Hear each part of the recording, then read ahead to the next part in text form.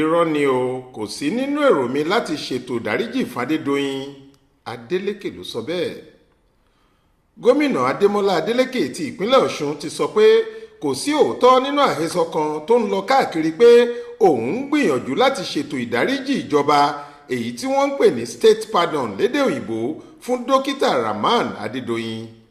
Adedoyin, ẹni tó ní ilé ìtura Hilton Hotel nílùú Ilé-Ifẹ̀ nípínlẹ̀ Ọ̀ṣun, níbi tí akẹ́kọ̀ọ́ fásitì Ọbáfẹ́mi Awólọ́wọ̀ Yunifásitì Timothy Adégòkè kú sí lóṣù kọkànlá ọdún 2021 ní adájọ́ àgbà ìpínlẹ̀ Ọ̀ṣun onídàájọ́ Adépèlé Òjó dájọ́ nínú oṣù karùn-ún ọdún yìí pé kí wọ́n lọ yẹgi fún un látàrí pé ó jẹ̀bi àwọn ẹ̀sùn tí wọ́n fi kàn án. Ọ̀sẹ̀ tó kọjá ni àwọn agbẹjọ́rò Adédoyin mórílé ilé-ẹjọ́ kòtẹ́milọ́rùn nílùú Àkúrẹ́ láti lọ pe ìdájọ́ náà níjà, tí a sì gbọ́ pé wọ́n ti gbé Adédoyin àtàwọn òṣìṣẹ́ rẹ̀ méjì tí wọ́n jọ dájọ́ ikú fún lọ sí ọgbà ẹ̀wọ̀n Kirikiri lẹ́kọ̀ọ́. Láìpẹ́ yìí níròyìn kan gbòde pé inú gómìnà Adeleke kò dùn sí onídàájọ́ Adépèlé Òjó lórí ìdájọ́ náà àti pé ó ń wá gbogbo ọ̀nà láti ṣètò ìdáríjì fún un.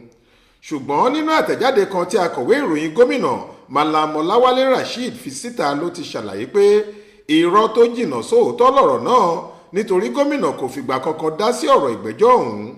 Ó ní ọ̀tá ìlọsíwájú ni àwọn tí wọ́n ń gbé irú ọ̀rọ̀ náà káàkiri, ìka olóṣèlú tí wọ́n sì ń wá gbogbo ọ̀nà láti ba gómìnà lórúkọ jẹ́ ni wọ́n pẹ̀lú.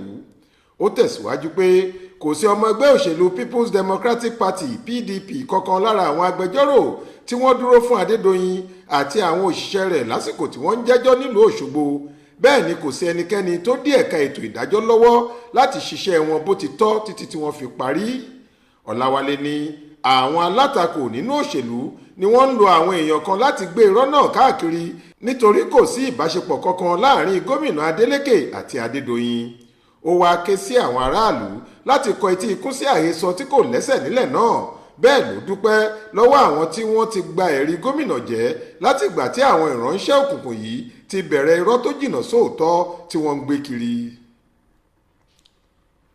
Florence Babasola ló ṣàkójọ ròyìn yìí fún iléeṣẹ́ tẹlifíṣàn Aláròye online. Faith Adébọ́lá ló kà á sétí ìgbọ́ yín.